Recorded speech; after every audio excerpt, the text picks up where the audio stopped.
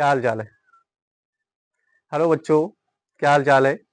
I am Shahid Khan, your beautiful channel biology word class. और हमारे batch का नाम बायोलॉजी वर्ड क्लास 0.1 है, जिसके अंदर हम क्लास 10th को कवर कर रहे हैं 2025 के लिए। और ये हमारा 90 दिन का टारगेट रहेगा, जिसमें हम कंप्लीट केमिस्ट्री को करेंगे। केमिस्ट्री के साथ साथ में हम इसके अंदर फिजिक्स भी पढ़ेंगे और जूलॉजी बॉटनी भी पढ़ेंगे, यानी बायोलॉजी। बायोलॉजी में 2 सब्जेक्ट होते हैं, एक बॉटनी होता है और एक जूलॉजी होता है। और केमिस्ट्री 3 से भागों में बटी होती है, एक फिजिकल केमिस्ट्री होती है और एक ऑर्गेनिक होती है, एक इनऑर्गेनिक होती है। फिजिक्स की बात करें तो फिजिक्स में होती तो फिजिक्स एक ही है, लेकिन उसके अंदर भाग बहुत होते हैं, जैसे काइनेमेटिक्स, मैकेनिक्स, इस प्रकार से उसके भाग डिवाइड होते हैं। ऑप्टिक्स, रेज, वेव्स, ये चैप्टर के नाम भी होते हैं और इन भागों में डिवाइड होती है। तो हम ना तो इसको पार्ट में डिवाइड करके पढ़ेंगे और ना ही इसको हम सब्जेक्ट के हिसाब से डिवाइड करके पढ़ेंगे। हमने पिछले वीडियो में जूलॉजी की बात की थी, जिसमें हमने कुछ लेक्चर भी डाले और हमने पढ़ा भी। फिर इसके बाद में हमने आज स्टार्ट करने जा रहे हैं केमिस्ट्री, और वो रहेगी क्लास 10th की रसायन विज्ञान। ये बेसिक लेक्चर रहेगा, इसमें कोई दबाव लेने की बात नहीं है, ना कोई इतना प्रेशर रहेगा आप पे।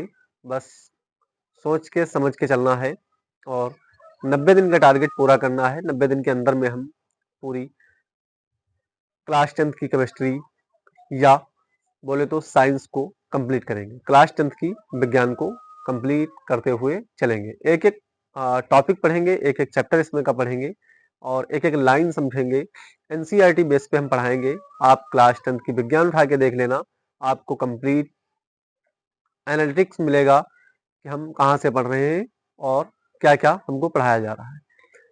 जरूरी यह है कि आप नोट बनाते हुए चलें, और अगर आप नोट नहीं बनाएंगे तो दिक्कत आपको होगी, क्योंकि ना तो आप उस टाइम एग्जाम जब करीब होगा, लगभग 15 दिन होंगे बचेंगे या 1 महीना बचेगा, 1 महीने के अंदर में ना तो आप वीडियो देख के कवर कर सकते हैं अपना सिलेबस और ना ही बुक पढ़ करके। अगर कवर कर सकते हैं अपना सिलेबस 1 महीने में, 15 दिन के अंदर में, तो सिर्फ आप अपने नोट से ही कवर कर सकते हैं। तो हमारा सजेशन ये रहेगा कि आप अपने नोट को कंप्लीट करते हुए चलें। और नोट आज बनाने में आपको दिक्कत होगी, लेकिन कल जब आपका एग्जाम करीब होगा तो आपको बहुत ही हेल्प मिलेगी और सहायता मिलेगी, जिससे आप अपने एग्जाम की कंप्लीट तैयारी कर सकते हैं। एक बार नहीं 10 बार रिवीजन कर सकते हैं, इतना आपके पास टाइम होगा। 1 महीने का टाइम काफी होता है। जब नोट आपके कंप्लीट होते हैं तो 1 महीने का टाइम कंप्लीट होता है।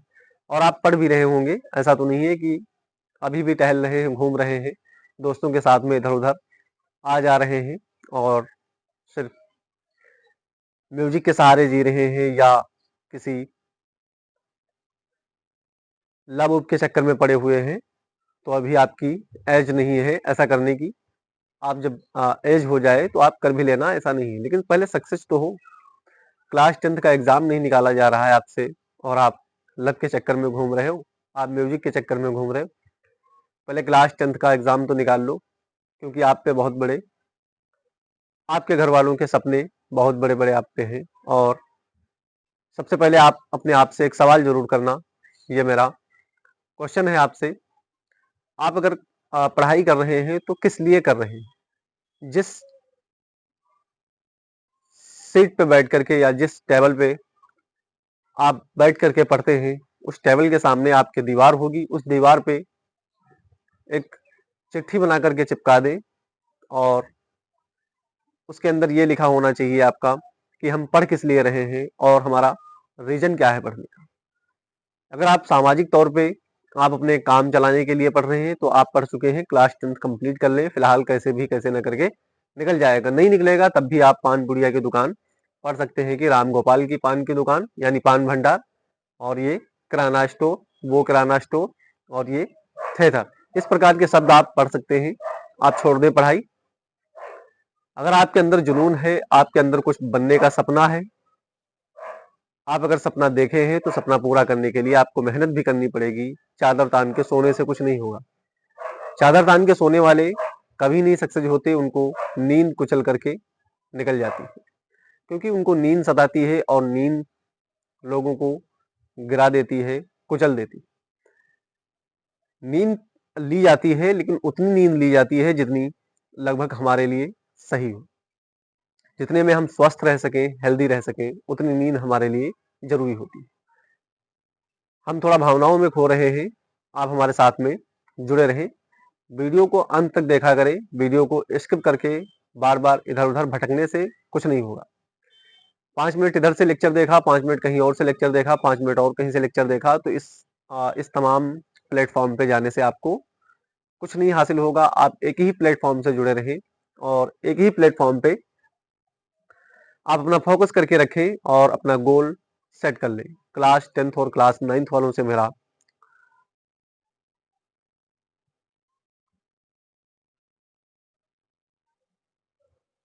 क्लास 10th और क्लास 9th दोनों लोग अपने आप से एक गोल सेट करके रखें। यही मेरा सजेशन है और यही मेरी सलाह है, यही मेरी एडवाइस है।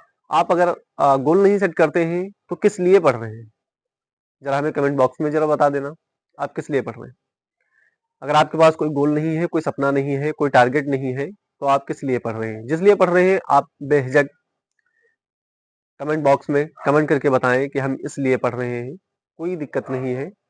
आपको डॉक्टर बनना है, आपको इंजीनियर बनना है, आपको आईएएस का एग्जाम देना है यानी यूपीएससी का, आपको पीसीएस का एग्जाम देना है, आपको किस क्षेत्र में जाना है, आपको एलएलबी करना है, या कौन सा ऐसा क्षेत्र आपने चुन के रखा है जिस क्षेत्र में आपको जाना है। क्लास 10th के बाद टाइम बचने का, सोचने का, समझने का नहीं होता है। क्लास 10th के बाद आप सिलेबस को चुन सकते हैं, आप अपने सब्जेक्ट को चुन सकते हैं। ये हमने टारगेट बना के रखा हुआ है क्लास 9 से क्लास 10th में। अब इस क्षेत्र में हमको जाना है, इस क्षेत्र के बारे में, तो वहां पर सिर्फ बुक्स का सिलेक्शन किया जा सकता है, आपके पास सोचने का टाइम नहीं होगा। इसलिए मैं आपको बताता हूं, चाहे क्लास 9th में हो, चाहे क्लास 10th में हो, आप यहीं से अपना गोल सेट कर लें कि हमको इस क्षेत्र में जाना है और इस क्षेत्र के बारे में हमको पढ़ाई करनी है, चाहे कोई भी क्षेत्र हो। मैं ये नहीं कहता हूं कि आप इंजीनियर ही बने, मैं नहीं कहता आप डॉक्टर ही बने, मैं नहीं कहता कि यूपीएससी का एग्जाम ही दे। मेरा कहने का मतलब यह है कि आपका गोल आपके करीब होना चाहिए, आपके दिल के करीब होना चाहिए, आपके ब्रेन में उसका स्ट्रक्चर छपा होना चाहिए। जिस क्षेत्र में जाना चाहते हैं वैसी पर्सनालिटी आप में होनी चाहिए, चाहे आप छोटे हों चाहे बड़े हों। आपके अंदर वैसा हुनर आने से पहले पहले आपके पास वैसा एक एटीट्यूड होना चाहिए कि हम इस क्षेत्र में जाएंगे। दुनिया देखती है, जाए देखने दे, भाड़ में, कोई हंसता है हंसने दो, इससे कोई फर्क नहीं पड़ता है। आज हंसेंगे, कल वो गिर जाएंगे। जब आप कहीं सक्सेस हो जाओगे, आज तुमको देखकर हंसेंगे, कल जब सक्सेस हो जाओगे तो तुम्ही को देख करके दूसरे को वसीला देंगे कि उनका बेटा आज ये कर गया। तब आपके रिलेशन वाले बहुत होंगे, आपके रिश्तेदार बहुत होंगे, आपके दोस्त बहुत होंगे, और आप देख भी सकते हैं, आप समझ भी सकते हैं, इतने तो समझदार हो चुके हैं। यही होता है जमाने में, जो व्यक्ति सक्सेस नहीं होता है उसका ना तो कोई रिश्तेदार, ना तो कोई रिलेटिव बचता है, सिर्फ माँ ही यानी पेरेंट्स ही सहारा देते हैं। अगर कोई व्यक्ति सक्सेस हो जाता है तो उसको पूरे गांव, पूरे शहर, पूरे राज्य में रिश्तेदार मिल जाएंगे। कहीं भी वो जाएगा, कहीं भी उसकी पोस्टिंग हो जाए, चाहे पीसीएस का अधिकारी हो, चाहे आईएएस का अधिकारी हो, या कोई क्षेत्र में डॉक्टर है, उसके हर जगह पर रिश्तेदार होंगे और हर जगह उसको अच्छे अच्छे लोग मिलेंगे। क्योंकि दुनिया मतलबी है और आप अगर मतलब से नहीं चलोगे तो आपको कुचल दिया जाएगा। आपको हक मिलते नहीं है, आपको हक छीनना है। आप चाहे जिस क्षेत्र में जाएं उसमें से एक सीट आपको लेनी है, चाहे कैसे भी मिले, कितनी भी मेहनत करनी पड़े, कितनी भी रातें जगनी पड़े, आप जरूर उसके लिए करेंगे। और करना है क्योंकि आपके पेरेंट्स के आप पे बहुत सपने हैं, बहुत उम्मीदें हैं, और आप अपने लिए नहीं करना चाहते हैं तो इस दुनिया में जो आपको लेके आया है उसके लिए तो करके दिखा दो। वो ना होते तो तुम ना होते, उनके लिए कुछ तो करके दिखा दो।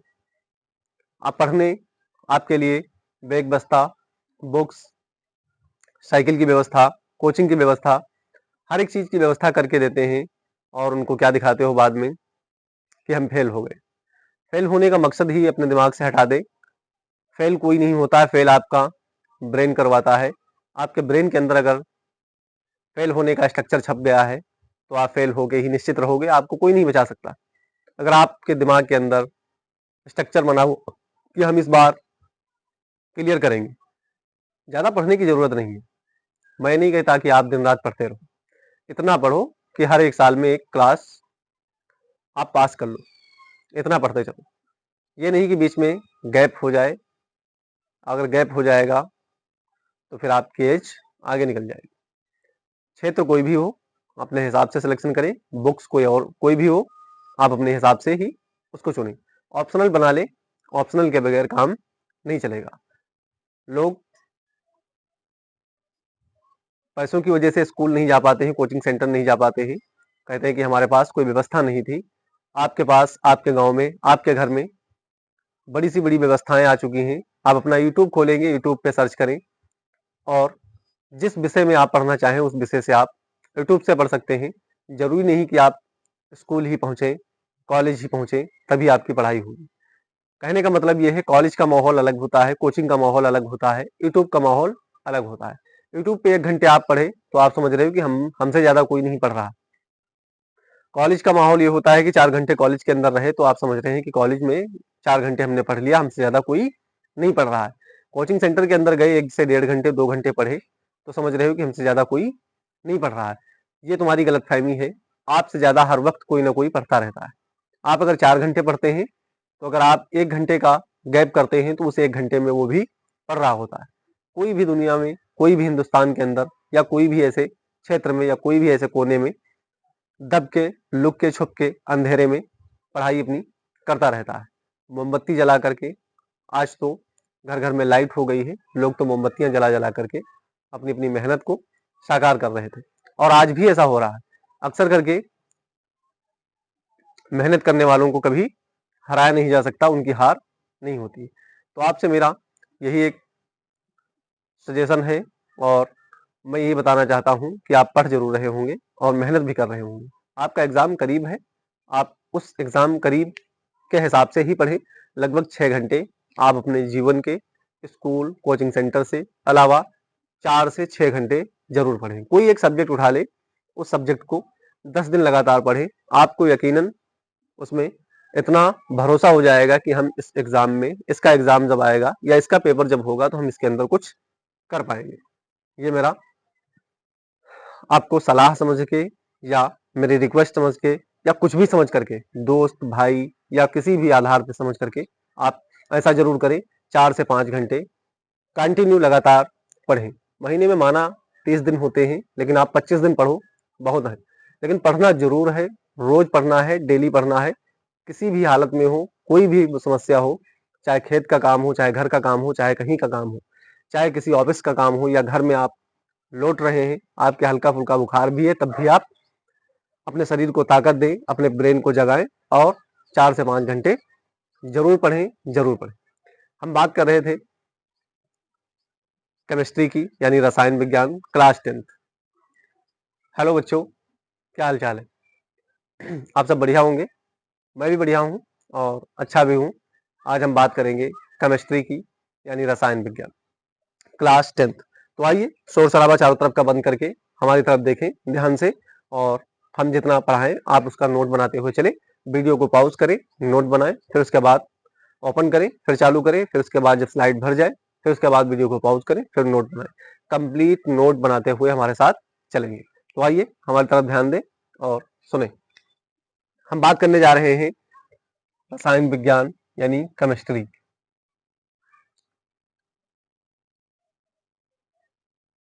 रसायन विज्ञान, इंग्लिश में बोलते हैं इसको केमिस्ट्री।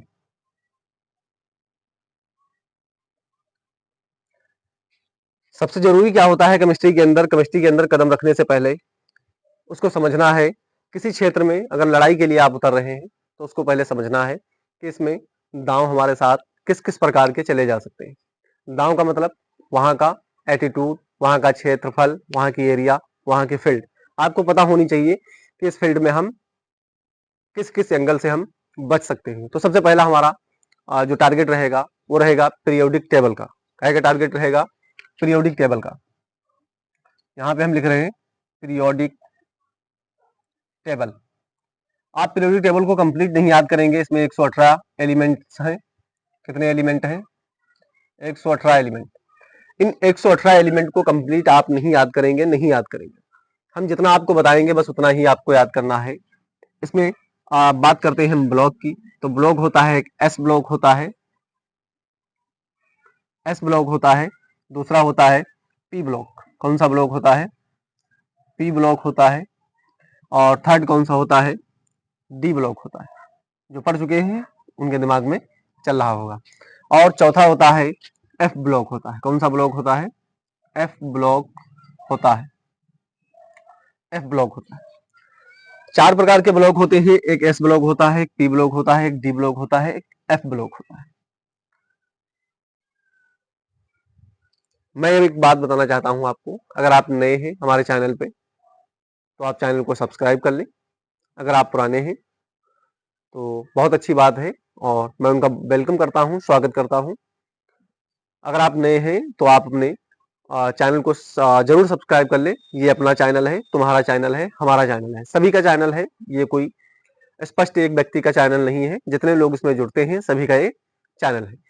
चैनल का नाम बायोलॉजी वर्ड क्लास है और इसको कमेंट, शेयर, लाइक जरूर किया करें ताकि आपके ही जैसा कोई व्यक्ति है जो स्कूल या कोचिंग सेंटर नहीं पहुंच पाता है तो इससे पढ़ने से उसको क्या होगा? उसको हेल्प मिलेगी और बेहतरीन एजुकेशन दी जाती है इस चैनल पे। आपको अगर भरोसा या विश्वास या कुछ ऐसा लग रहा है, आप डगमगा रहे हैं कि यहाँ से पढ़ने से हमारा सिलेक्शन होगा या नहीं होगा, तो मैं गारंटी देता हूं कि आप अपने किसी अच्छे इंस्टीट्यूट या कोचिंग सेंटर के दोस्त के अपने नोट उठाएं और उस नोट से कंपेयर करें। आपको 90 से 95% आपको उसी से मिलेगा, क्योंकि जिस स्कूल में या जिस कोचिंग सेंटर में एनसीईआरटी बेस पे पढ़ाया जाता होगा लाइन बाय लाइन, उसी के आधार पे आपको मिलेगा।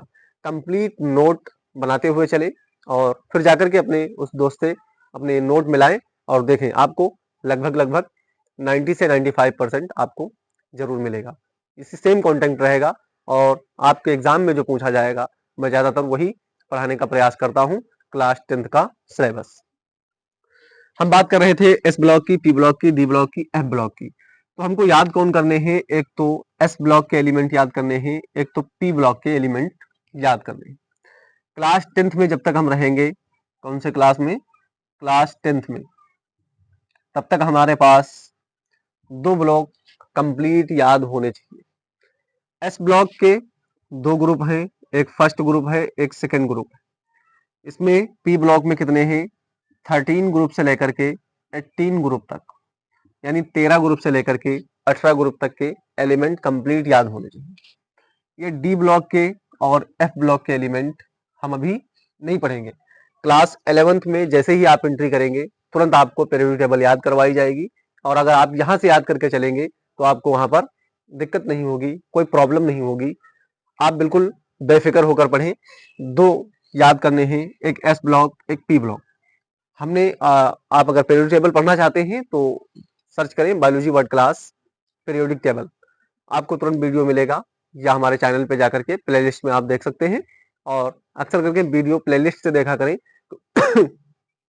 सॉरी, क्योंकि वहां पर सब सीरियल में लगे हुए हैं, लेक्चर 1, लेक्चर 2, लेक्चर 3। प्लेलिस्ट में ऑल में ना देखें, वीडियो में ना देखें, शॉर्ट में ना देखें, सीधे जाकर के कहां पर देखना है? प्लेलिस्ट में देखना है। प्लेलिस्ट में सीरियल में वीडियो लगे होते हैं, एक एक चैप्टर के 4-4, 5-5 लेक्चर लगे हुए हैं, वहां से आप देखा करें, आपको ज्यादा हेल्प मिलेगी। हम बात कर रहे थे 118 एलिमेंट हैं, 118 एलिमेंट कंप्लीट हमको नहीं याद करने हैं। हमको एस ब्लॉक याद करना है, पी ब्लॉक याद करना है। दुनिया कुछ भी करे, किसी के आधार पे नहीं चलना है, अपना सजेशन बना के रखना, अपने हिसाब से चलना है। S block, P block. D block को हम अभी नहीं याद करेंगे, ये क्लास 11th में हम याद करेंगे। याद तो सब कुछ करना है, 118 एलिमेंट कंप्लीट होने चाहिए, लेकिन हमको क्या करना है? एक एस ब्लॉक, एक पी ब्लॉक। इसमें 2 ग्रुप याद करने हैं। इसमें कितने हैं? 13 से 18 तक हैं, यानी 6 ग्रुप। 6 ग्रुप और 2 8 ग्रुप हमको याद होने चाहिए क्लास 10th में। तभी आपको केमिस्ट्री या रसायन विज्ञान समझ में आएगी। ये बेसिक है, अगर बेसिक नहीं याद कर पाओगे तो फिर दिक्कत होगी। तो आप याद करें इसको, जिस जगह पे बैठे हैं वहां पर टेबल पे पर्चा बना के टांग दें और चिट्ठी जेब में रखा करें। किसी भी चीज को याद करने के लिए क्या किया जाता है, चिट्ठी लिख करके जेब में डाल दें, कहीं भी हो, किसी भी हाल में हो, चिट्ठी निकाले, तुरंत देख के पढ़ लिया, फिर उसके बाद में घूम रहे हैं। ठीक है, हम बात करने जा रहे थे केमिस्ट्री यानी रसायन विज्ञान, और रसायन विज्ञान में हमने कुछ बेसिक बात की। आप इसका चाहे स्क्रीनशॉट ले लें और लेना चाहें तो, वरना इसकी जरूरत नहीं है क्योंकि पूरा लेक्चर पीरियोडिक टेबल का हमने डाला है।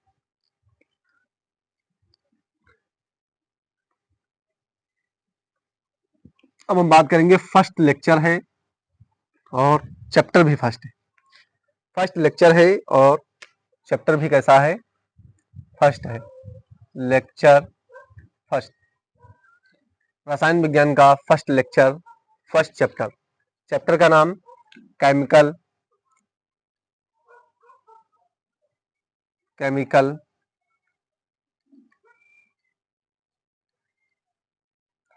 केमिकल रिएक्शन एंड केमिकल, यहाँ पे H लगाना है, chemical reaction and equation, chemical reaction and equation. हम बात करने जा रहे हैं chemical reaction and chemical equation की। ये हमारा फर्स्ट चैप्टर है, क्लास 10th रसायन विज्ञान। पार्ट उठाएंगे विज्ञान क्लास 10th की, और उसमें सबसे पहले पेज पे आपको यही चैप्टर मिलेगा, chemical reaction and chemical equation. इसके अंदर सबसे पहले हम पढ़ेंगे केमिकल रिएक्शन। फर्स्ट हेडिंग डाल लें, केमिकल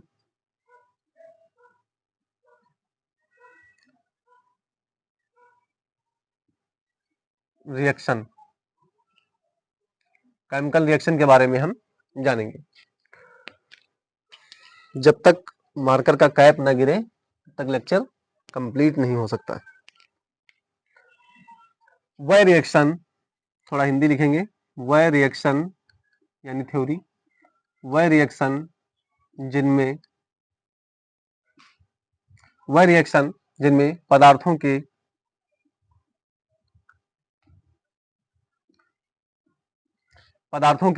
संगठन,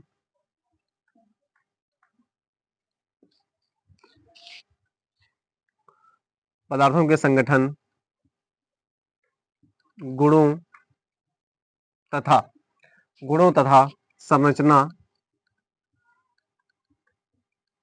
संरचना में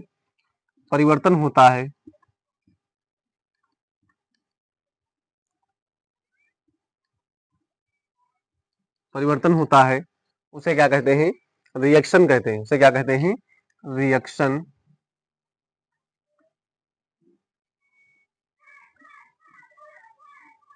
कहते हैं।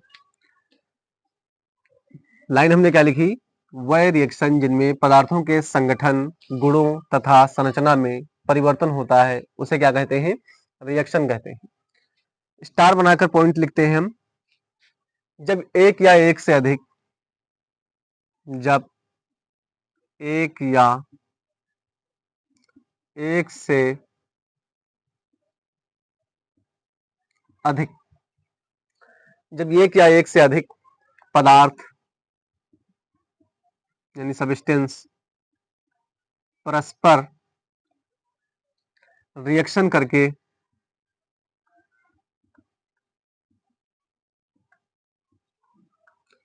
करके नए पदार्थ बनाते हैं, न्यू सब्सटेंस, नए पदार्थ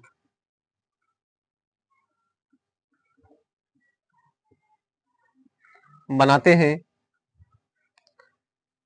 तो ऐसी रिएक्शन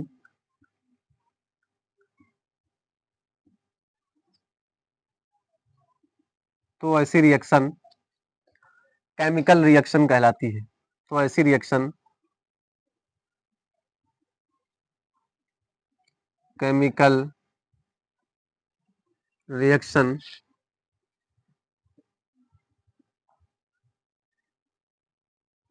कहलाती है।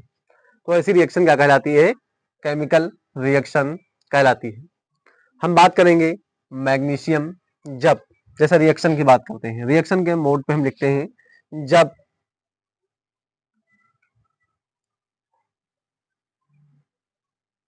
मैग्नीशियम हाइड्रोक्लोरिक एसिड से, जब मैग्नीशियम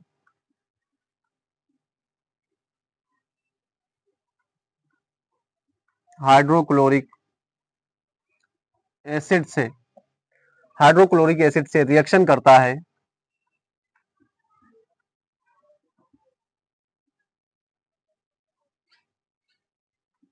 रिएक्शन करता है तो magnesium magnesium chloride,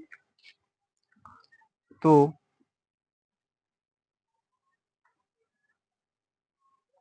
magnesium chloride व हाइड्रोजन गैस बनती है। क्या बनती है? हाइड्रोजन गैस बनती है।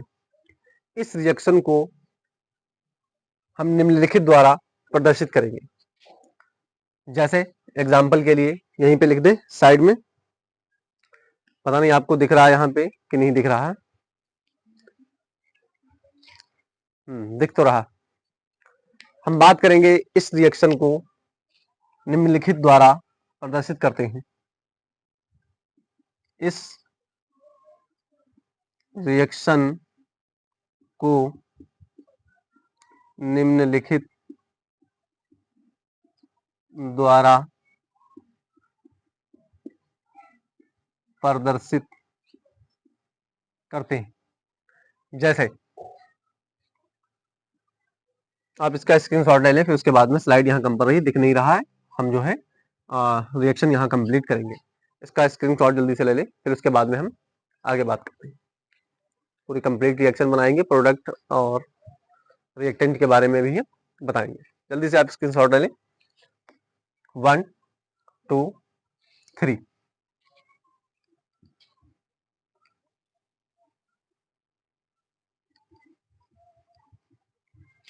निम्नलिखित द्वारा प्रदर्शित करते हैं, ये लाइन लिख लेना।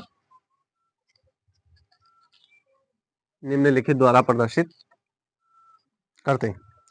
देखें, हमने बताया कि मैग्नीशियम प्लस और क्या इसके अंदर है? हाइड्रोक्लोरिक एसिड 2HCl, और एरो का निशान लगा देते हैं और उसको लिखते हैं MgCl2 प्लस H2। ये कौन सी गैस है? हाइड्रोजन गैस है। इनका हम नामिनेशन करते हैं, तो नामिनेशन का प्रकार क्या क्या है? देखें, ये मैग्नीशियम है, मैग्नीशियम, और ये क्या है? हाइड्रोक्लोरिक एसिड, हाइड्रोक्लोरिक एसिड है, और ये magnesium chloride, magnesium chloride, magnesium chloride है, और ये हाइड्रोजन गैस, ये हाइड्रोजन गैस है। अगर हम बात करें इनके प्रोडक्ट की और रिएक्टेंट की, जैसे रिएक्टेंट किसको बोला जाता है, प्रोडक्ट किसको बोला जाता है? रिएक्टेंट वो चीजें होती हैं जो पहले भाग ले ले और फिर उसके बाद में उस रिएक्टेंट से रिएक्शन करने के बाद में जो पार्ट बनता है उसको हम बोल देते हैं प्रोडक्ट बोल देते हैं। तो देखो, मैग्नीशियम 2HCl, मैग्नीशियम 2HCl ये क्या है? ये रिएक्टेंट है, रिएक्टेंट। और ये जो साइड में दिख रहा है इसको हम बोल देते हैं, जो प्राप्त हुआ है इसको बोल देते हैं प्रोडक्ट्स। रिएक्टेंट को बोलते हैं अभिकर्मक, हिंदी में अभिकर्मक, और इसको बोलते हैं हिंदी में उत्पाद बोलते हैं। ये अगर आज पढ़ रहे हो तो ये लाइफ के लिए याद कर लेना, पूरी जिंदगी के लिए, पूरी जीवन के लिए याद करके रखना है कि रिएक्टेंट क्या होते हैं और प्रोडक्ट क्या होता है। प्रोडक्ट और रिएक्टेंट के बारे में हम कंप्लीट समझते हुए चल रहे हैं। आप इसका स्क्रीन शॉट ले लें जल्दी से।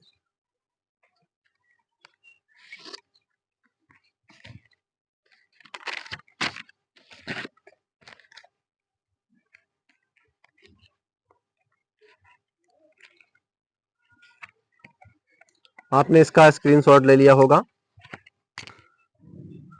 इसके बाद हेडिंग डाल लें, केमिकल रिएक्शन क्यों होती है। इसका स्क्रीनशॉट ले लें जल्दी से और फिर हेडिंग डाल लें, दूसरी केमिकल रिएक्शन क्यों होती है। 1 2 3 केमिकल रिएक्शन क्यों होती है।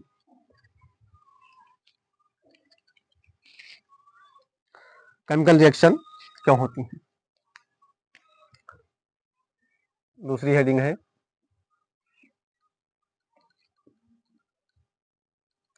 केमिकल रिएक्शन क्यों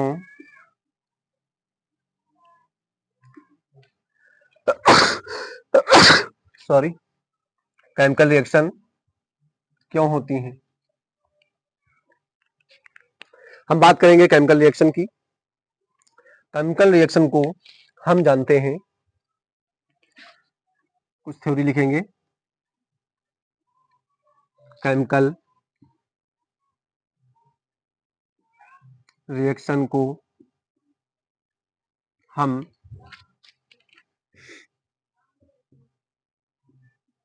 जानते हैं, केमिकल रिएक्शन को हम जानते हैं कि फिजिकल एंड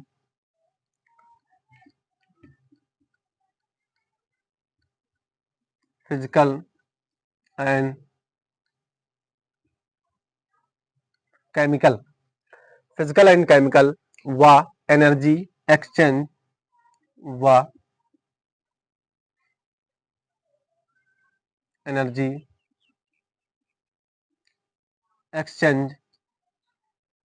एनर्जी एक्सचेंज संपन्न होते हैं,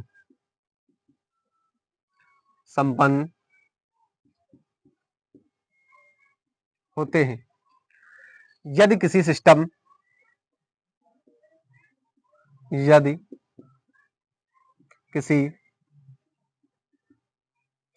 या निकाय की एनर्जी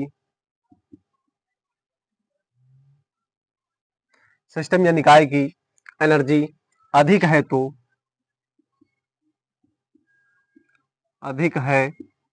तो सिस्टम या निकाय की एनर्जी अधिक है तो कम स्टेबल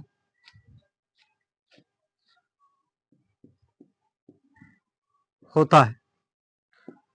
यदि सिस्टम या निकाय की एनर्जी कम है तो अधिक स्टेबल होता है, रिएक्टेंट की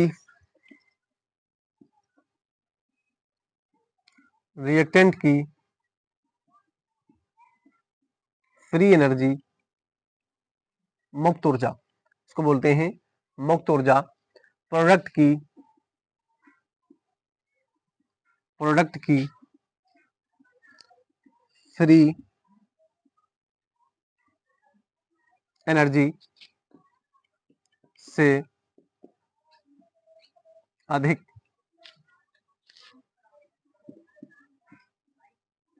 अधिक होती है। Free energy exchange delta G ऋणात्मक होती है। फ्री एनर्जी डेल्टा जी ऋणात्मक यानी कि नेगेटिव होती है। फ्री एनर्जी कैसी होती है, ऋणात्मक होती है और ये नेगेटिव होती है। इस प्रकार से ये लिखी जाती है। हम बात करेंगे, हमने लाइन लिखी यहाँ पे, यदि सिस्टम की निकाय की एनर्जी कम होती है तो क्या होता है, वो कम स्टेबल होता, ज्यादा स्टेबल होता है। जैसे अगर किसी सिस्टम की या निकाय की एनर्जी कम होती है तो वो ज्यादा स्टेबल होता है, अगर किसी सिस्टम की एनर्जी हाई होती है तो वो कम स्टेबल रहता है। एग्जाम्पल के लिए जैसे बात करें हम, किसी 1 kg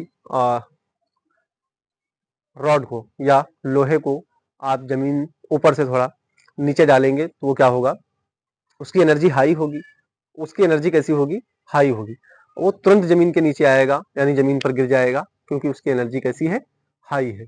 और अगर हम बात करें किसी रुई के टुकड़े को ले ले और रुई के टुकड़े को ऊपर से डाले तो कैसा होगा, उसकी एनर्जी कम है और वो जमीन पे आने तक वो क्या होता है, वो पहले से ही स्टेबल होता है और जमीन पे आएगा तो बहुत स्लो मोशन में आएगा और वो गिर जाएगा।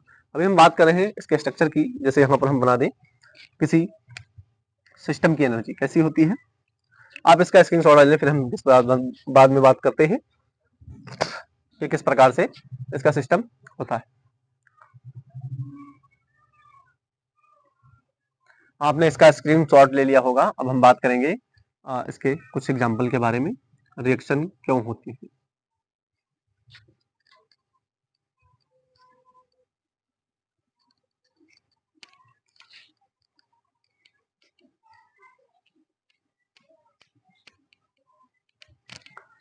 जैसे हम बात करें किसी सिस्टम या निकाय के बारे में, ये कोई पाथ है, यहाँ से हमने बॉल डाली, रॉड, तो ये क्या होता है, इस बॉल में एनर्जी ज्यादा तो कम स्टेबल होगा। ये कैसा होगा, एनर्जी मोर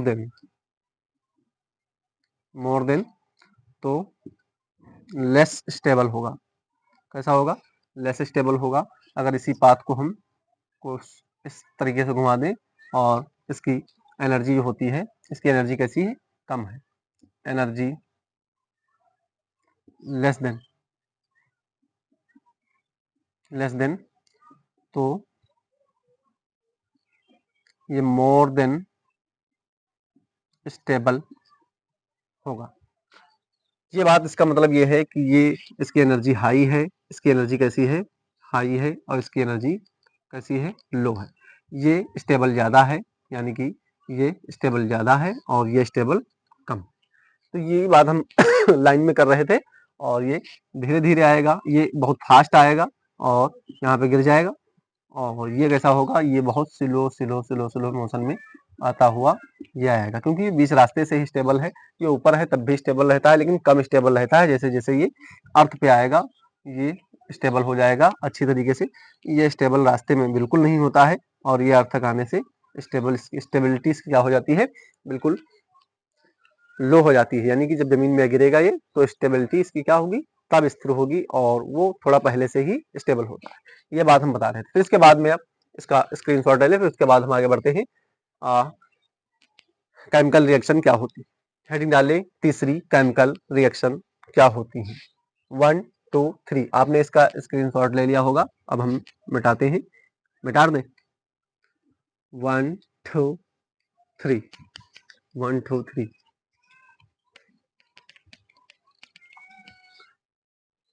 केमिकल रिएक्शन क्या होती है, केमिकल रिएक्शन क्या होती है।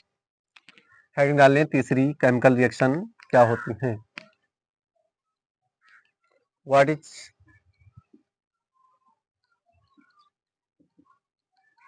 केमिकल रिएक्शन, केमिकल रिएक्शन क्या होती है। व्हाट इज केमिकल रिएक्शन, रासायनिक अभिक्रियाएं क्या होती हैं। हम बात करेंगे कुछ डायग्राम की, और आपकी बुक में डायग्राम बना हुआ है, आप चाहे तो वहां से बना सकते हैं, कोई दिक्कत नहीं है।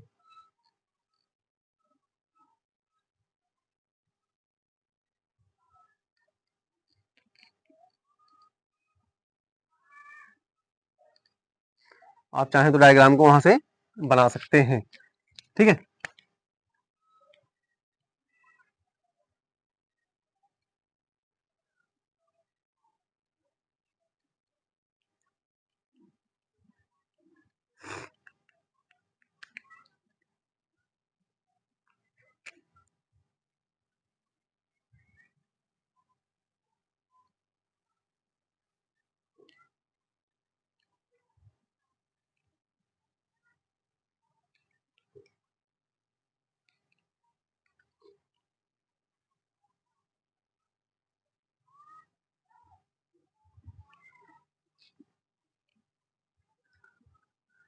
हमारे साथ में कापी कलम निकाल लें और इसको साथ साथ में बनाते हुए चले।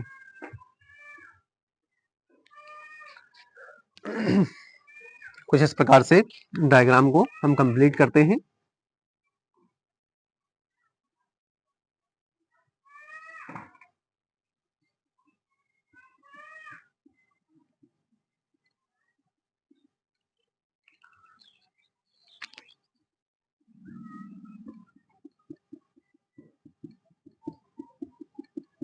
क्लास 10th की विज्ञान उठाएंगे, पहला चैप्टर, पहले ही डायग्राम आपको ये मिलेगा। ये प्रैक्टिकल के डायग्राम होते हैं, लेकिन हम आपको यहाँ पर लैब नहीं है इसलिए हम कंप्लीट बता नहीं पा रहे हैं। अगर लैब होता तो आपको हम एक एक वर्ड इसका बताते हुए चलते कि किस प्रकार से रिएक्शन होती है और क्या क्या रिएक्शन का कारनामा होता है, क्या क्या इसके मंजर होते हैं, कैसे कैसे इसके कलर बदलते हैं, कैसे कैसे इसकी अवस्थाएं बदलती है और कैसे कैसे इसका टेम्परेचर बदलता हुआ चलता है। अब हम कुछ इसके लेबल करेंगे, लेबल करने पे हमको समझ में आएगा कि क्या क्या चीजें हमने बनाई हैं। ये सबसे ऊपर जो दिख रहा है इसको हम बोलते हैं कॉर्क बोल देते हैं। क्या बोल देते हैं? कॉर्क बोल देते हैं। और फिर उसके बाद में ये जो नीचे दिख रही है ये रॉड लाइक स्ट्रक्चर है। ये कैसा है?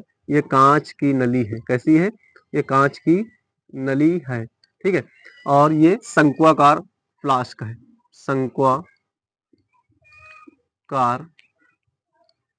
फ्लास्क, शंक्वाकार फ्लास्क है। फ्लास्क के बाद में टन सल्फ्यूरिक एसिड भरा हुआ है। ये कैसा है? ये टन यानी डाइल सल्फ्यूरिक एसिड है। टन सल्फ्यूरिक एसिड भरा हुआ है। और ये दानेदार जो भरा हुआ है ये दानेदार जस्ता है। ये दानेदार क्या है? जस्ता।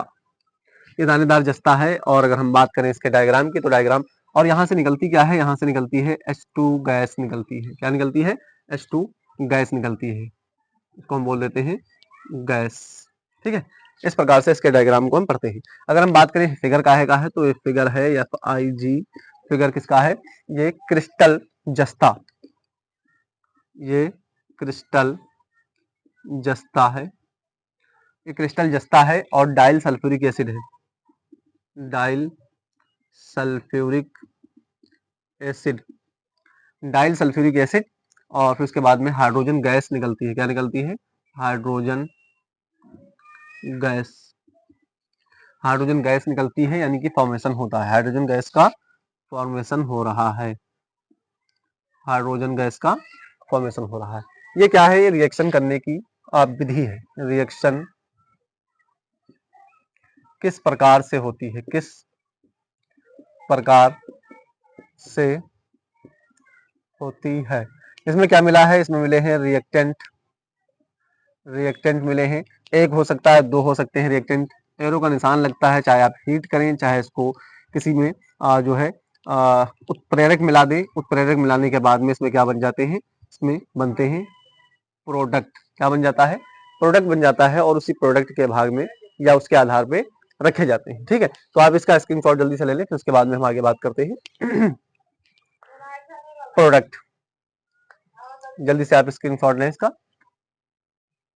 और हम देखते हैं रिएक्शन आखिरकार किस प्रकार से हुआ करती है। बता दें 1 2 3, थोड़ा जल्दी जल्दी नोट करें।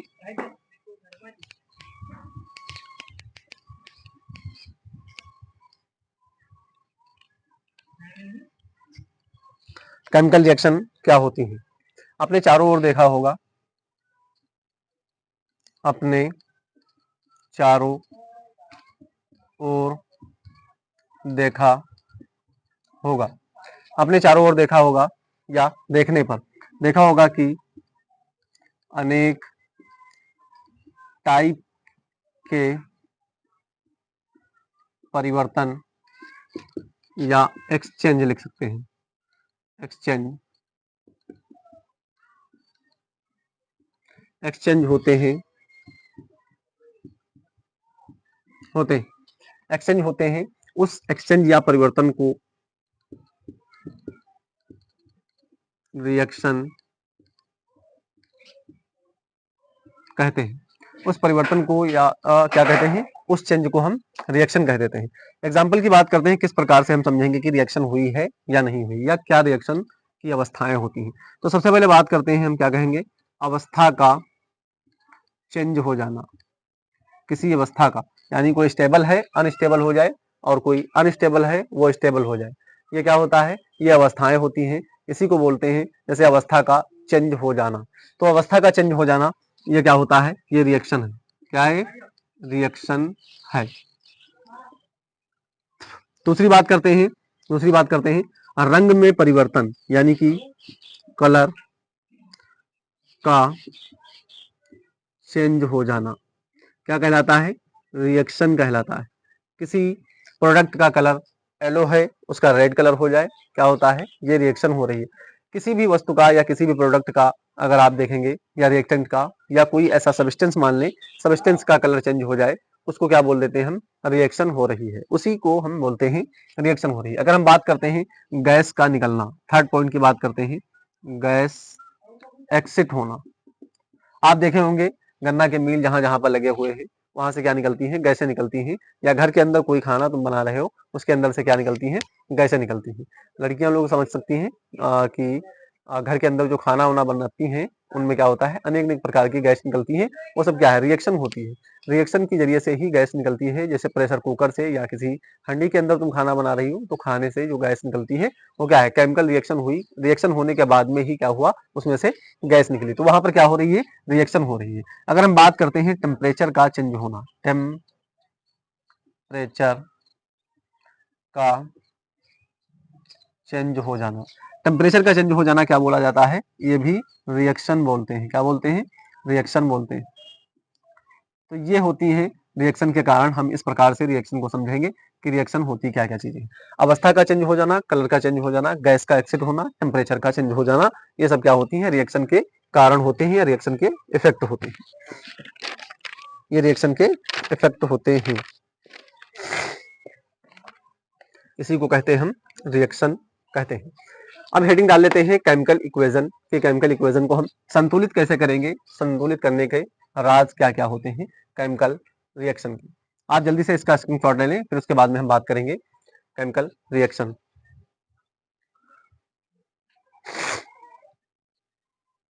इसमें लेक्चर नहीं दिख रहा है, बाकी तो सब कुछ दिख रहा है।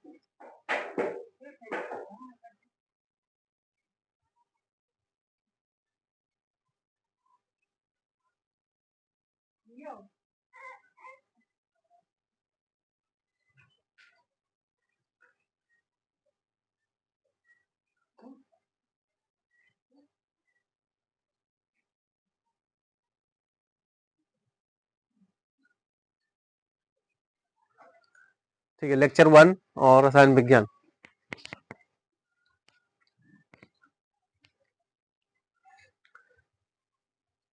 One two three,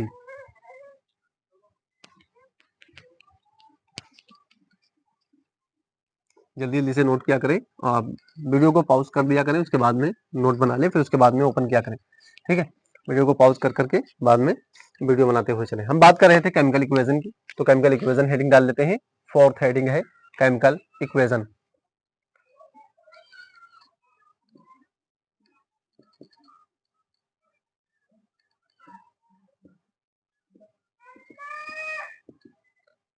chemical equation, chemical equation के बारे में पढ़ते हैं, देखते हैं केमिकल इक्वेशन होती क्या है, कैसे लिखी जाती है, केमिकल इक्वेशन कैसे लिखी जाती है। देखते हैं, यहाँ पर हम लिखते हैं Mg+O2 और फिर उसके बाद में हम इसको कर देते हैं MgO2। बात करें अगर हम, तो ये है मैग्नीशियम, इनका नामिनेशन कर देते हैं, तो इसका नाम लिख देते हैं मैग्नीशियम और इसका हम कर देते हैं ऑक्साइड और इसको कह देते हैं मैग्नीशियम ऑक्साइड, मैग्नीशियम ऑक्साइड।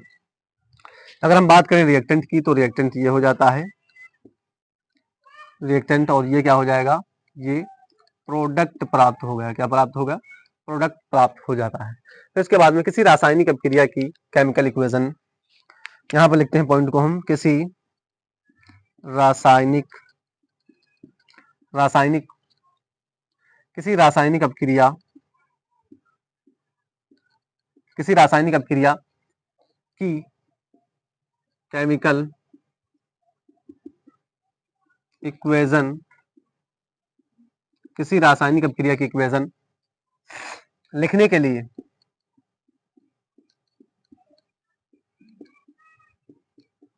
किसी रासायनिक अभिक्रिया की इक्वेशन लिखने के लिए रिएक्टेंट व प्रोडक्ट के रिएक्टेंट, बहुत इंपॉर्टेंट लाइन है, किसी रासायनिक अभिक्रिया की केमिकल इक्वेशन लिखने के लिए रिएक्टेंट व प्रोडक्ट के फार्मूलों का ज्ञान होना आवश्यक है। कहने का मतलब क्या है, हमने शुरू में आपसे बताया था, जब लेक्चर को स्टार्ट किया था तब हमने बताया था एस ब्लॉक और पी ब्लॉक आपका कंप्लीट होना चाहिए। वही बात यहाँ पर आ गई कि किसी रासायनिक अभिक्रिया की केमिकल इक्वेशन लिखने से पहले रिएक्टेंट व प्रोडक्ट के फार्मूलों का ज्ञान होना आवश्यक है। ज्ञान होने का मतलब क्या है, हीलियम नहीं पता होगा तो आप कैसे समझोगे, लिथियम नहीं पता होगा तो कैसे समझोगे। इस प्रकार से जितने भी उसके अंदर जो एलिमेंट्स पाए जाते हैं उनके नाम याद होने चाहिए, यानी कि एस ब्लॉक और पी ब्लॉक के एलिमेंट्स आपको कंप्लीट याद होने चाहिए। हमने ये बताया था, आपसे पहले ही बताया था, वही लाइन आ गई यहाँ पर और उसी के बारे में हम जानेंगे। केमिकल रिएक्शन में सब्सटेंस, केमिकल रिएक्शन में सब्सटेंस, केमिकल रिएक्शन में सब्सटेंस ऑलवेज मॉलिक्यूल्स, मॉलिक्यूल्स कैसे लिखे जाते हैं, मॉलिक्यूल्स की फॉर्म में, मॉलिक्यूल्स की फॉर्म में, मॉलिक्यूल्स की फॉर्म में लिखे जाते हैं, मॉलिक्यूल्स की फॉर्म में लिखे जाते हैं। ये हमने बात आपसे बताई, मॉलिक्यूल्स की फॉर्म में। नीचे दिख नहीं रहा है, आप जरा इसको वीडियो को हल्का इस प्रकार से स्क्रीनशॉट ले ले, मॉलिक्यूल्स की फॉर्म में लिखे जाते हैं।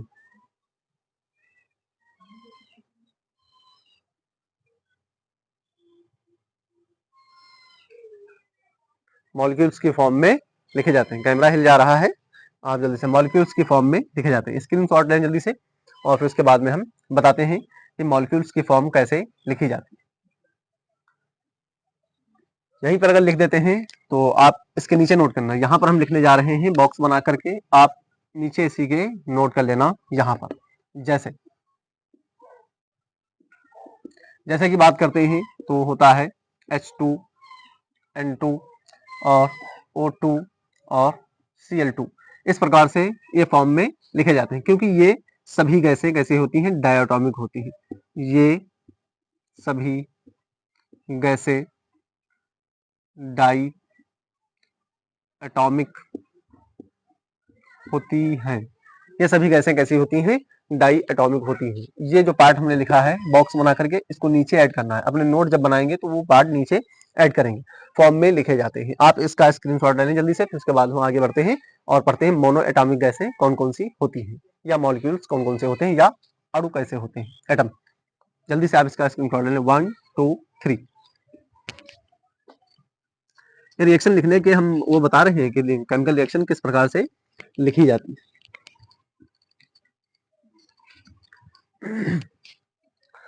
हम बात करेंगे मोनोएटॉमिक,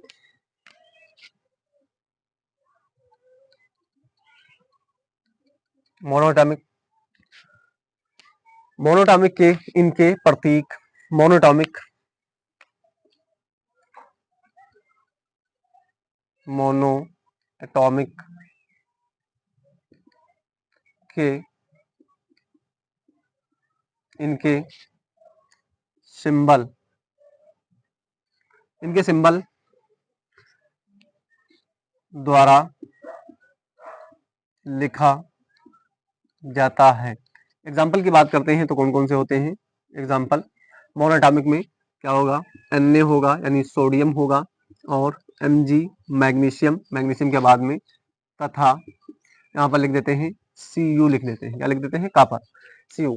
अब हम बात करेंगे केमिकल रिएक्शन को बैलेंस किस प्रकार से करते हैं। लास्ट हेडिंग हमारी रहेगी केमिकल इक्वेशन, कंप्लीट पढ़ चुके हैं। अब हम पढ़ेंगे केमिकल इक्वेशन को बैलेंस कैसे करेंगे, प्रोडक्ट ज्यादा हो जाएंगे कि रिएक्टेंट ज्यादा, इनको दोनों को हम बैलेंस करेंगे। जितने रिएक्टेंट होंगे उतने ही प्रोडक्ट बनेंगे। अगर रिएक्टेंट में हाइड्रोजन 2 है तो प्रोडक्ट में हाइड्रोजन कितने रहेंगे, 2 ही रहेंगे। अगर ऑक्सीजन 2 तुमने रिएक्टेंट में यूज किया है तो प्रोडक्ट में कितनी ऑक्सीजन रहेंगी, 2 ही रहेंगी, ऑक्सीजन रहेंगी। इस प्रकार से हम बात करेंगे जिस भी एलिमेंट को तुम रिएक्टेंट में जितना यूज करोगे, जितने नंबर में यूज करोगे, प्रोडक्ट में उतने ही नंबर में तुम्हारे रिएक्टेंट या एलिमेंट्स प्राप्त होंगे। इसके बारे में हम पढ़ते हैं। आप इसका स्क्रीनशॉट लें जल्दी से।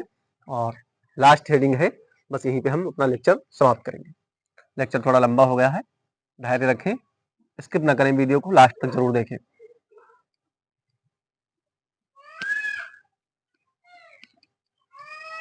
हेडिंग डाल लें,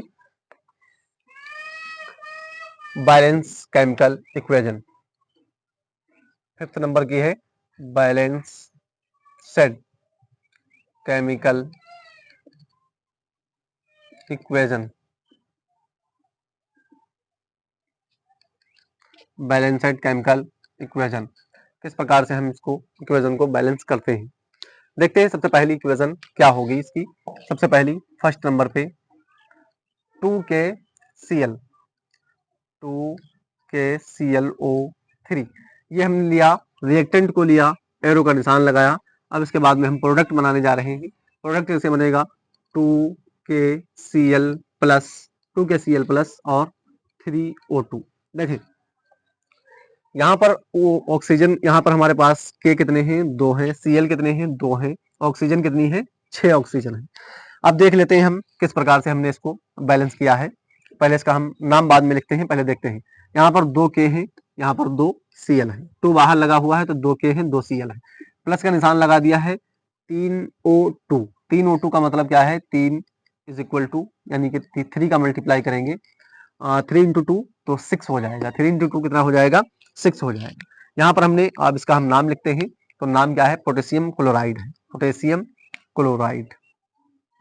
इस प्रकार से जितना इधर लेंगे उतना प्रोडक्ट में प्राप्त होगा। रिएक्टेंट जितना लेंगे प्रोडक्ट उतना ही प्राप्त होगा, चाहे ये 10 भागों में टूट जाए, चाहे 2 भागों में टूट जाए, चाहे एक ही भाग में रहे।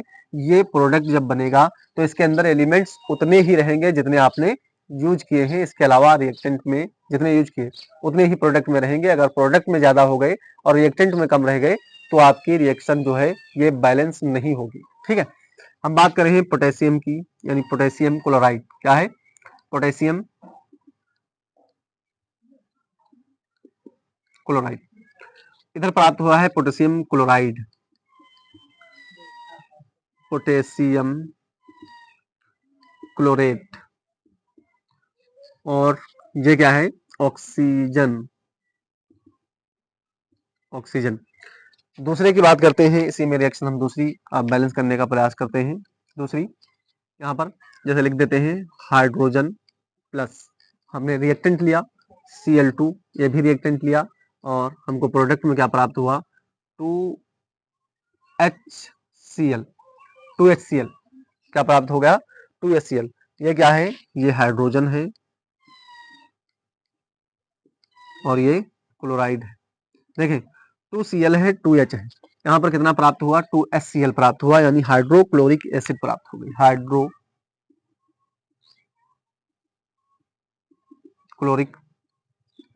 एसिड, हाइड्रोक्लोरिक एसिड प्राप्त हुई है।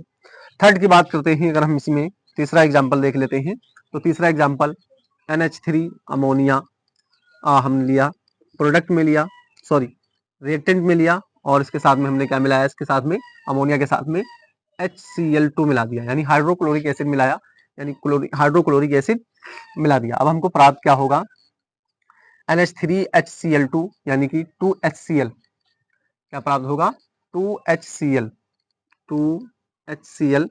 और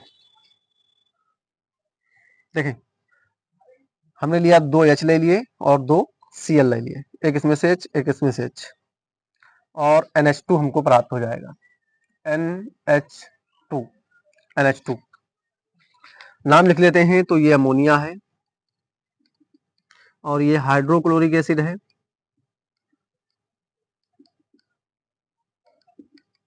और ये हाइड्रोक्लोरिक एसिड प्राप्त हुआ 2 की फॉर्म में, हाइड्रोक्लोरिक एसिड, और ये अमोनियम। ठीक है, इस प्रकार से हम फोर्थ की बात करते हैं अगर, तो फोर्थ में देख लेते हैं अमोनियम क्लोराइड।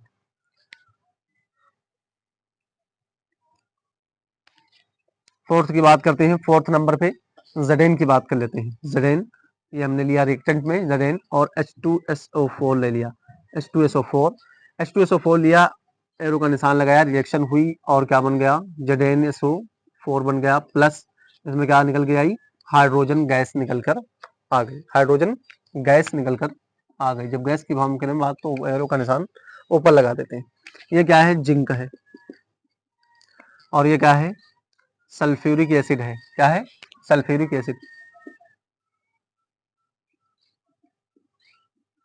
सल्फ्यूरिक एसिड और ये zinc sulphate. Zinc sulphate, zinc sulphate और ये हाइड्रोजन गैस। ये हाइड्रोजन गैस। तो इस प्रकार से हम देखते हैं जितना हमने रिएक्टेंट में लिया उतना हमारे पास प्रोडक्ट में कंप्लीट बन के आया। जितना हमने रिएक्टेंट में लिया उतना यहाँ पर बन के आया प्रोडक्ट में। जितना हमने जो एलिमेंट जो कंप्लीट एलिमेंट हमने लिए वो एलिमेंट उधर प्रोडक्ट में बन के आ रहे थे। यही है बैलेंस सेट रिएक्शन का। आप अगर डेप्थ में पढ़ना चाहते हैं तो बायोलॉजी वर्ड क्लास पे सर्च करें केमिकल रिएक्शन बैलेंस। आपको कंप्लीट इसका डेप्थ तक आपको ज्ञान मिलेगा किस प्रकार से हम बैलेंस करते हैं रेडॉक्स रिएक्शन के आधार पर। कैसे, रेडॉक्स रिएक्शन के आधार पर। आप इसका स्क्रीनशॉट ले लें जल्दी से। 1 2 3 आपने इसका स्क्रीनशॉट ले लिया होगा और हमारा लेक्चर यहीं पे समाप्त होता है। अब हम बात करेंगे लेक्चर 2 के बारे में। वो हमारा रहेगा नेक्स्ट टॉपिक और नेक्स्ट टाइम। आप मेहनत करें, नोट जरूर बना लें, कंप्लीट नोट बनाते हुए चलें और ये ना देखें कि हम सो कितना रहे हैं, जग कितना रहे हैं। हम ही दुनिया में पढ़ रहे हैं, तुमसे ज़्यादा बेहतर हर कोई पढ़ने वाला है। बस ये ध्यान रखना कि जितना हम कर रहे हैं ईमानदारी से करें, बेईमानी नहीं चलेगी, ईमानदारी ही आपकी रंग लाएगी। आप मेहनत करते रहें और आपकी मेहनत आपको रंग जरूर दिखाएगी। मैं बस यही इतना कहना चाहता हूँ और खामोशी से पढ़ना है, एक दिन शोर ऑटोमेटिक मच जाएगा। थैंक यू, मिलते हैं नेक्स्ट क्लास में। All the best.